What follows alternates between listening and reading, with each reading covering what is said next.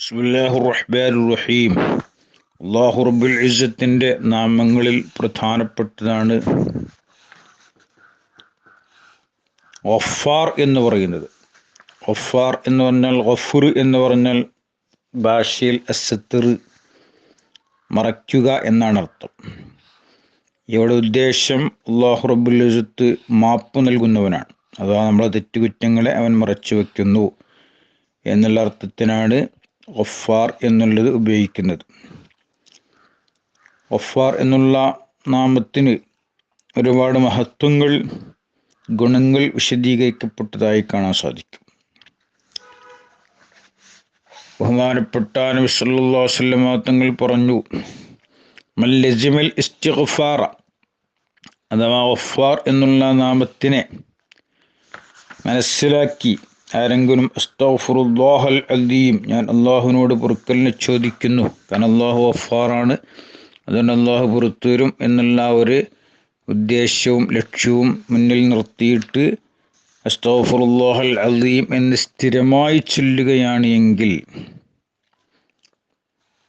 ജഅലല്ലാഹു ലഹു മിൻ കുല്ലി ഹമ്മിൻ ഫറജ, അള്ളാഹു സുബ്ഹാനഹു വ തആല ആ വ്യക്തിക്ക് എല്ലാവിധ ടെൻഷനുകളിൽ നിന്നും മോചനം നൽകും.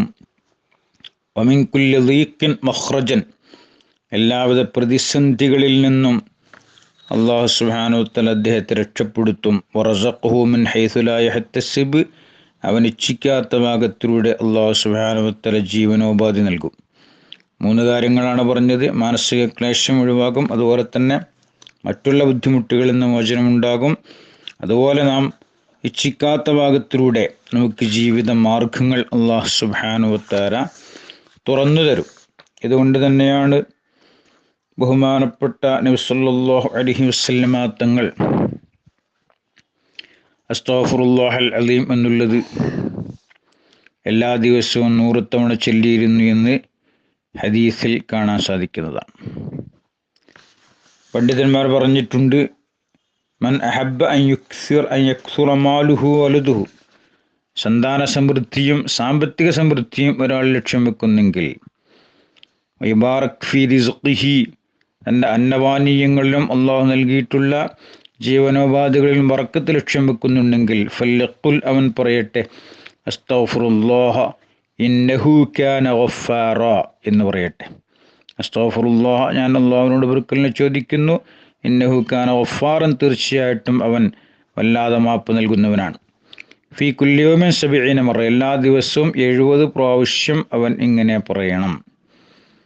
അതിന് തെളിവെന്താണ്? പരിശുദ്ധമായ ഖുർആൻ പറഞ്ഞിട്ടുണ്ട്, ഇസ്തഗ്ഫിറൂ റബ്ബക്കും, നിങ്ങൾ സുരക്ഷിതാവിനോട് പൊറുക്കലിനെ ചോദിക്കുക, ഇന്നഹു കാന ഗഫാറ, അല്ലാഹു വളരെ കൂടുതൽ പുറത്തു നൽകുന്നവനാണ്.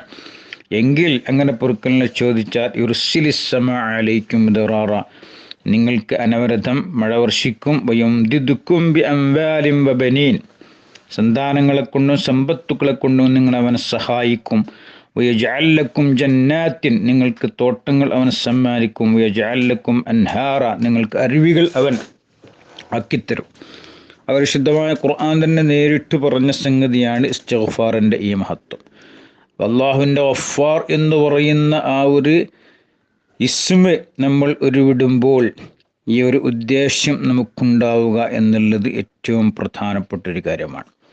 പണ്ഡിതന്മാർ പറഞ്ഞു, ഫമൻ ദക്കറഹു ഇസ്റ സ്വലാത്തിൽ ജുമുഅ, ജുമുഅ നിസ്കാരത്തിന് ശേഷം ആരെങ്കിലും ഗഫാർ എന്നുള്ള ദിക്ർ എന്നുള്ള ഇസ്മ 100 മറ 100 പ്രാവശ്യം ചൊല്ലുകയാണെങ്കിൽ ലഹറത്ത് ലഹു അസറുൽ മഗ്ഫിറത്തി, പാപമോചനത്തിൻ്റെ അടയാളം അവനിൽ പ്രകടമാകും. എന്ന് പറഞ്ഞാൽ, അതിൻ്റെ അടയാളം എന്ന് പറഞ്ഞാൽ തെറ്റുകുറ്റങ്ങളിൽ നിന്നുള്ള ഉത്തമമായൊരു ജീവിതം സ്വാഭാവികമായിട്ടും നയിക്കാൻ കഴിയുക, അതാണ് പാപമോചനത്തിൻ്റെ അടയാളം എന്ന് പറയുന്നത്.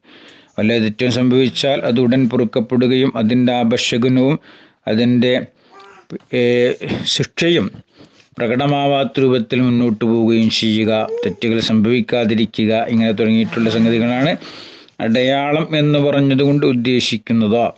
ഈ കാര്യം പ്രത്യേകമായി നമ്മൾ ശ്രദ്ധിക്കുക, വർദ്ധിപ്പിക്കുക. അസ്തഗ്ഫിറുല്ലാഹൽ അദീം വർദ്ധിപ്പിക്കുക. അതുപോലെ തന്നെ യാ ഗഫാർ, യാ അല്ലാഹ് എന്നുള്ള ദിക്ർ വർദ്ധിപ്പിക്കുക. അല്ലാഹു തൗഫീഖ് നൽകട്ടെ. ആമീൻ.